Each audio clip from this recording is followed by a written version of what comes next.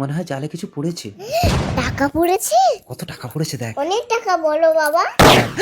আমি দেবী যক্ষী, তুই পুকুরে জাল ফেলে আমার টাকা তুললি কেন? জক্ষিমা আমি বুঝতে পারিনি। ঠিক আছে, সব টাকা আমি আবার পুকুরে ফেলে দিচ্ছি। দাঁড়া, আমার টাকা কেউ একবার নিলে সেই টাকা আমি আর ফেরত নিই না।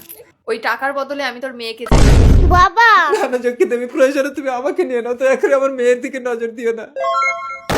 এই নে, তোকে আরো টাকা দিলাম, আজ সন্ধে আমি তোর মেয়েকে নিয়ে নেব। জক্ষিমা কোথায় গেল?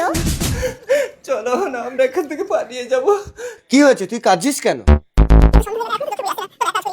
ঠিক আছে, তোর মেয়েকে আমার কাছে দে, আমি ওকে আমার ঘরে নিয়ে গিয়ে রাখবো। আর তুই বাড়ি গিয়ে ওই টাকায় কোনো মূর্তি শিল্পীকে দিয়ে অবিকল তোর মেয়ের মতো একটা মূর্তি বানিয়ে রাখবি। লাল বাবা ঠিক বলেছে।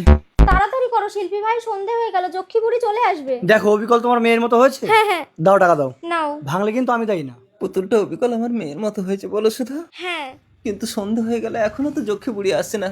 চলো এক কাজ করি, এই পুতুলটাকে নিয়ে পুকুর পাড়ে যাই। তাই চলো গো। আমি এসেছি যক্ষী দেবী। তোর মেয়েকে তো আমি সকালেই নিয়ে নিয়েছি। সুধা কি গো? ওই তো লাল বাবা। লাল বাবা আমার মেয়ে কোথায়? তোর কন্যাকে আমি কখন নিয়ে গেলাম বৎস?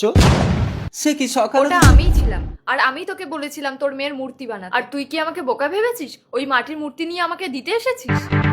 ও তো জলে দিলেই গুলে যাবে। তোর মেয়ে এখন জলের তলায়। কি তুই আমার রূপ ধরে ছল করেছিস? আমি এখনই আহুতি যজ্ঞ করে সমস্ত দেবতাদের আহ্বান করব। না না সন্ন্যাসী, তাহলে যে মহাপ্রলয় হবে। তাহলে ওর সন্তানকে ফিরিয়ে দে। অসম্ভব, সে তো এখন জলের তলায়, মৃত প্রায়। একটা উপায় আছে, আমি এখন জলের নিচে গিয়ে ওর শরীর থেকে প্রাণ নিয়ে এই মাটির পুতুলে নিক্ষেপ করছি। বাবা অহনা, ওহ না। মা জয় মা যক্ষী দেবী।